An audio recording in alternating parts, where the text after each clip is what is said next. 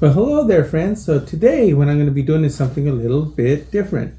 So I'm going to be sharing with you some viewers' comments that I get from time to time. Sometimes I get the same question on comments over and over and over and over and over again and over again. So anyway, this is what I'm going to do. I decided I'm going to answer a few of these questions that are fairly common, and then you can tell me if that's something that you ever thought about. So first comes from Beetle Builder 5882. And his question is, do you have any recommendations for an inexpensive sewing machine that I can use for upholstery? And that came from the video of how to make your own seat inserts. Okay, so my answer was, hello Beetle. Really, any new or used industrial sewing machine with a reverse, a walking foot, and a welt foot will do. Please keep liking and watching. So if you'll notice on my comments, I will always say that. Please keep liking and watching, because I'm really hoping that you're going to hit that like button. What that does is it enables more people to see my videos. Okay, so that's on the sewing machine. Next, a lot of people ask me over and over and over and over and over again and over again. They'll ask me, this one here is from Kazi Jahidul 1985. And what they ask is, where you shop? I'm assuming they meant, where is my shop? So that question came from how to replace a headliner do it yourself. So my answer to his question was, hello Kazi, I'm a proud resident of East Texas. Please keep liking and watching. So the reason I always say that I'm a proud resident of East Texas is because a lot of people, they want to send me their stuff. Then can you fix my car seat? But they're living in Oregon or Minnesota or New York or West Virginia or Wyoming or New Mexico. Oh, it drives me crazy. Or Arizona. But anyway, it's kind of hard for them to get the car to me. So really what I always answer to everybody that asks is I tell them that the locals here in my small little town, they keep me so busy. Right now I haven't accepted any new work for about the past 3 months because I like to keep happy customers. So what I need to do is I need to finish all the old work before I can accept the new work. So anyway, that's the other thing, is I get a lot of phone calls, and if I see that the phone call is not from Texas, if it's from Oregon, or if it's from who knows where else, it just drives me crazy. I can't answer the phone. So if you're from another state other than Texas and you're trying to call me and I don't answer the phone, that's why, because I'm only one guy, and this is a working upholstery shop. So if I'm not working, if I'm not producing, then nothing's getting done. So that's why it's very difficult for me to answer phone calls and spend the next 20 minutes on a phone call, because then I'm not getting anything done. But what I always welcome, and you can see it for yourself, is that I probably have at this point maybe 4,500 comments from all my videos, and I've answered every single one of them. So if you ever have any questions, just put it down there in the comments. Okay, next, let's move on. So I got a pretty good one here. It's from Summer Forever 6736. Yeah, that's right, 6736. So what their question is Rudolph, is there that's the other thing. Okay, let's talk about this. Okay, so I know that this is Rudolph's Upholstery, and you see it a lot on my videos. Well, Rudolph is really my last name. My first name is Richard. So, but I get it all the time. People call me Rudy, they call me Rudolph, they call me a lot of different names, but really it's Richard. Okay, so if you put in your comments, hi Richard, okay, then I'm going to know that you're paying attention. Okay, So he says, Rudolph, is there a real leather conditioner or lotion that you can honestly recommend? It works for car seats. Thank you. So my answer back to them was, hello, Summer. You are very welcome. I am sorry to say that there is not. Leather is a natural fiber that degrades over time, just like we do. It says, what kills leather mostly is moisture. So avoid getting it wet. Remember OJ's leather gloves? Remember that? If it doesn't fit, we must quit, right? Okay, so second is any exposure to the environment, hot or cold. Avoid the sun. The best environment is an enclosed garage. Any product for leather is a scam.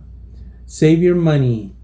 40 years ago, Armor All was a killer because it contained silicone that clogged up the pores of the leather and vinyl, and it would dry it up quickly. I hope we can all handle the truth. Please keep liking and watching. That comment question, it came from the video Marine Vinyl Scam. Myth, don't believe it. The truth is here. So the industry that produces these cleaners and these protectant, vinyl protectant leather, they call leather hide food hide.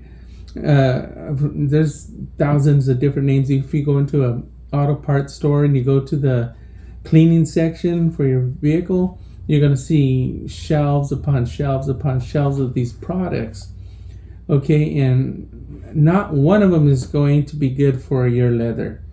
You know, you're probably going to hate me for saying that. People are going to say, well, I'm wrong. You know, this one here works really well. But yeah, it'll work well for you in the short term. But I promise you, it's going to shorten the lifespan of that leather.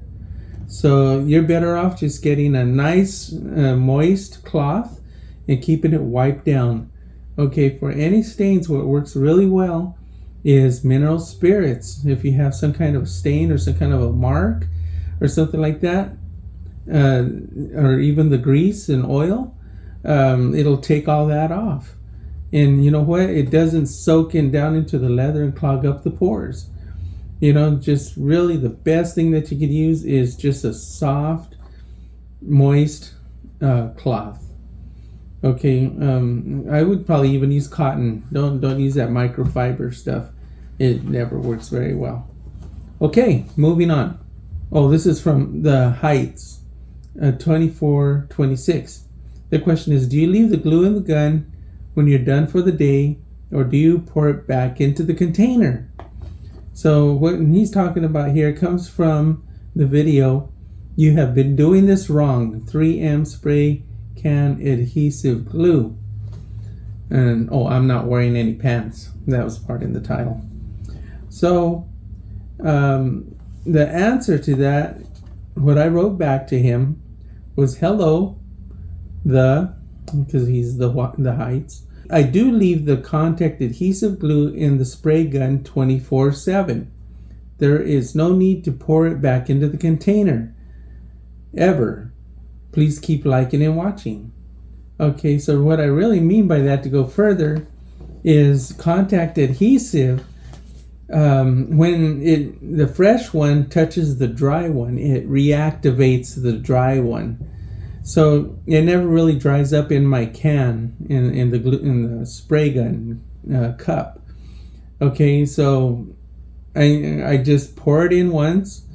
I use it. If it takes me 2 days to use up that glue, or 2 weeks, or even 2 months, I could leave it in that cup. The only thing that'll ruin that glue is if it's like 105 degrees out and I don't use that cup for a long time, it'll start to gel up on me.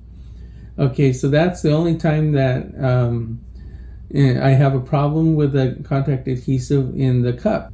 I can leave it in there and it doesn't bother anything. So I just pick it up 2 weeks later and I just start spraying again. And sometimes I might have to clean the tip, but I never ever take out the glue and then pour it back in again. So you're probably wondering, well, what's he wearing? Okay, why is he wearing this Chinese stuff there? So anyway, if you ever checked into my website where it says Rudolph's Virtual Museum, you'll see a part of my biography where I had 12 years of a Chinese life, and I lived in, of all places, everybody's heard of it now, but Wuhan, China. So anyway, I lived in Wuhan, China for 2 years. So anyway, that's part of my my how would you say, not a culture, but it's part of my heritage, because I had 12 years of my life living a Chinese life. So anyway, I don't even have a second language like Spanish or French or anything like that. Chinese is really, Mandarin Chinese is my second language. So I had to learn the language when I lived there, enough to get around anyway. So, it's funny because people, they'll ask me, they'll say, well, say something in Chinese, like a dog and pony show. And it doesn't really come to me so well. But if I'm in the area of another Chinese speaker, it just like flows. It comes out. It's just a crazy thing. Or if I'm watching a Chinese movie on Netflix or something, and they have the subtitles and all, but anyway, they're speaking and I can understand a lot of what they're saying. So I just think that's pretty cool. But anyway, just wanted to share with you a little bit of my background, and I hope you enjoyed this video. Like it, okay? Help me out this way, and come back and see me again on my other videos. So until next time, we'll see ya.